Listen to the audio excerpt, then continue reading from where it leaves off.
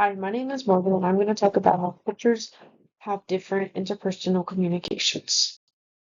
Interpersonal communication is how two different people talk and that messages exchange influence their thoughts, emotions, behaviors, and relationships. I was lucky enough to interview a good friend of mine, Sarah.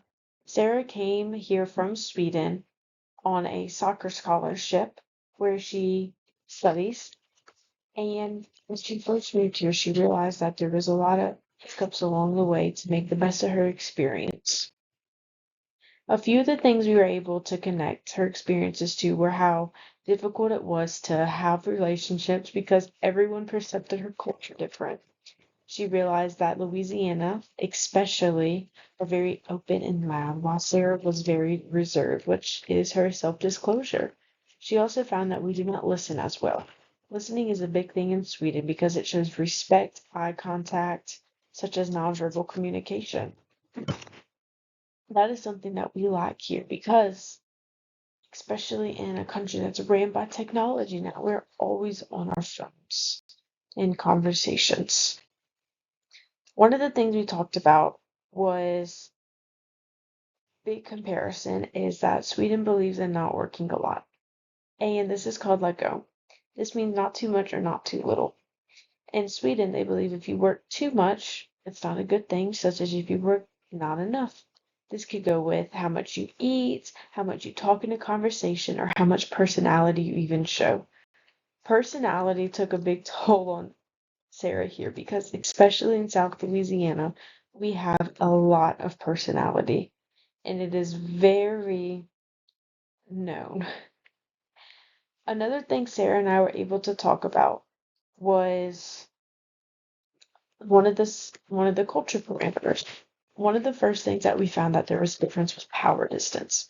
Power distance is the degree to which people accept unequal distributions of power and authority.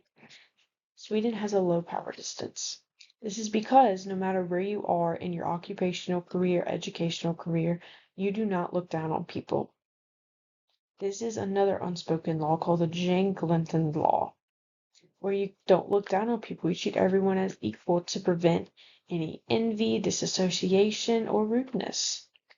Therefore, when Sarah came here, she had a little bit of a few more hiccups, realizing that you cannot approach a professor like you could in Sweden. Sometimes they were busier or they made their authority known, such as a police officer here who wears a uniform around and shows a lot of authority.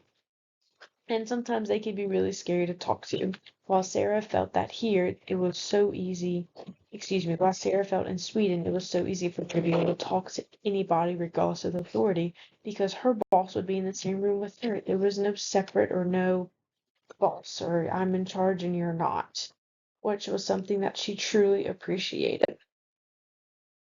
Another difference that we found was our communication context.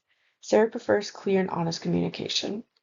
She also ran into a few problems with this because while it is a great trait and everyone appreciates honesty and direct messages, a lot of the people here, and I can agree with her, do not appreciate this. They rather do their arguing online through social media or through other people, leaving a lot of room for assumptions. While Sarah believes in honesty, straightforwardness, and leaving absolutely no room for assumptions because you can never truly know what someone else is thinking and don't want to give wrong thoughts. In conclusion, interviewing Sarah taught me that culture shapes much more than language. This is because it influences how our relationships are built, or we solve problems, or even express emotions. It's important that we share some similarities, even though our communication styles are very different. By taking the time to understand Sarah's culture, we become better listeners, better communicators, and more respectful members to an increasingly diverse world that's constantly changing and upgrading to the next best thing. And as we continue to diverse country to country, it's important to take the time to appreciate people, where they come from, and how we can learn from them.